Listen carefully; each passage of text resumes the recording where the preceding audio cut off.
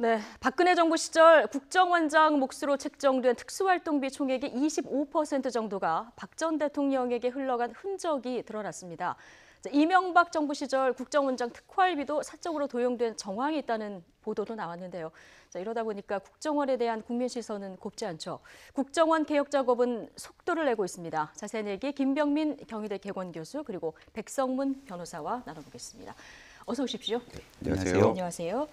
자, 박근혜 정부 국정원장 특활비가 1년에 40억 네, 원. 그렇죠. 예, 그리고 이 가운데 이제 10억 원 정도가 청와대 상납이 됐다고 하니까 4분의 1 정도가 이제 상납이 됐다는 건데 그런데 상납은 은밀하게 했을지 모르겠는데요. 네. 이 흔적이 남았습니다.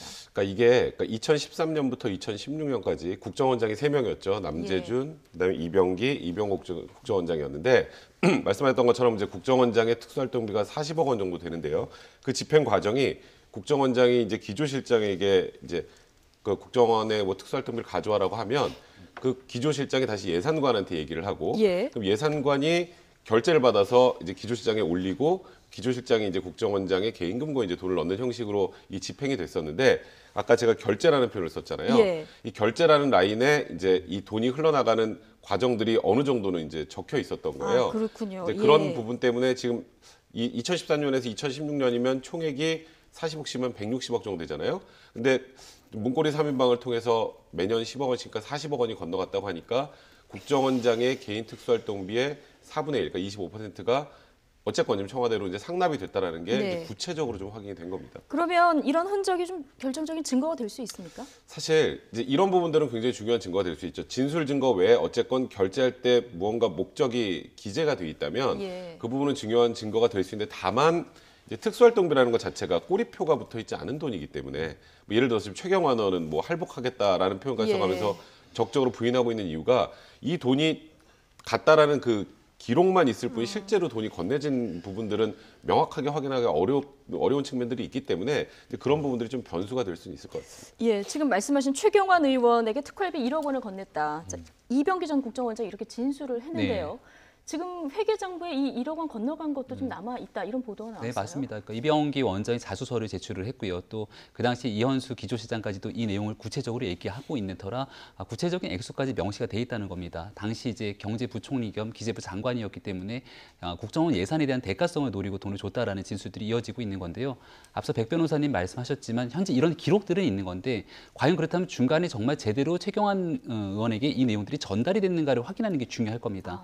근데 여기에 대해서 배달 사고를 낸 적이 없다. 그러니까 정확하게 예. 어디에서 어떻게 만나서 건넸는지까지도 이제 증언을 하고 있는 터고요.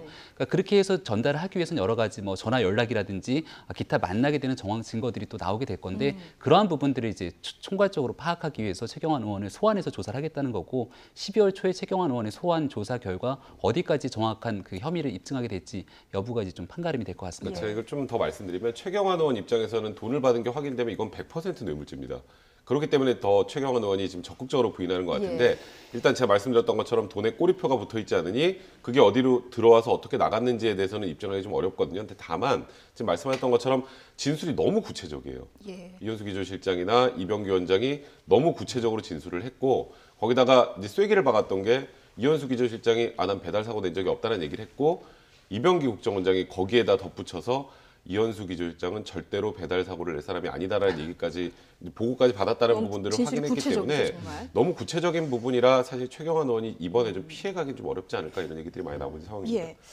저 MB 정부 원세훈 전 국정원장도 지금 특활비 200만 달러요. 이게 우리 돈으로 하면 21억 정도 되는데 이걸 미국으로 빼돌린 이 정황도 있다. 이런 보도도 나왔습니다. 네, 그러니까 2011년 말에서 2012년 초까지 이제 네. 해외 공작금 중에 200만 불 지금 말씀하셨던 것처럼 미국 스탠퍼드 대학에 송금을 했다라는 내용들이 지금 확인이 되는데 예. 이게 국정원 당시 기획조정실의 직원을 소환해서 조사하는 과정에서 지금 이게 드러난 부분이거든요.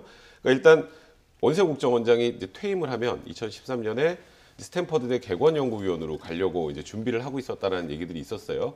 그런데 이제 2013년에 출국 금지에 걸려서 결국 나가지 못했고 일단 검찰 측에서는 아직 그 돈은 스탠퍼드에 남아 있는 것으로 보인다라고 얘기를 하는데 그 스탠퍼드대에 송금을 한 건 개인이 뭐 나중에 스탠퍼드 객원연구위원으로 가서 쓰려고 한 건지 네. 이제 그 용처를 좀 정확하게 확인해야 되고 200만 불 뿐이겠느냐가 이제 검찰의 생각이에요. 그래서 네. 추가로 뭔가 국정원의 자금을 유용한 게 있는지 좀 들여다보고 있는 상황입니다. 결국 스탠퍼드대 가지도 못했습니다.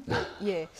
그런데 이 특활비 유용 때문에 어제 구치소 수용실까지 압수수색을 검찰이 했거든요. 이렇게 수용실 하면 저희는 뭐 감시가 철저해서 아무것도 없을 것 같다 생각을 하는데 압수수색을 한 이유가 있겠죠. 종종 있습니다. 예. 기억할지 모르겠지만 정호성 비서관 같은 경우에도 당시에 검찰이 구치소 압수수색을 한번 했고요. 그랬죠. 예. 이제 예를 들어서 구치소에 뭐 말씀하셨던 것처럼 들어갈 때는 몰라도 외부에서 물건들이 들어오는 경우들이 있지 않습니까? 예. 그게 겉으로 보기엔 아무것도 아닌 것처럼 보여도 실질적으로 유용한 증거로 사용되는 경우들도 종종 있어요.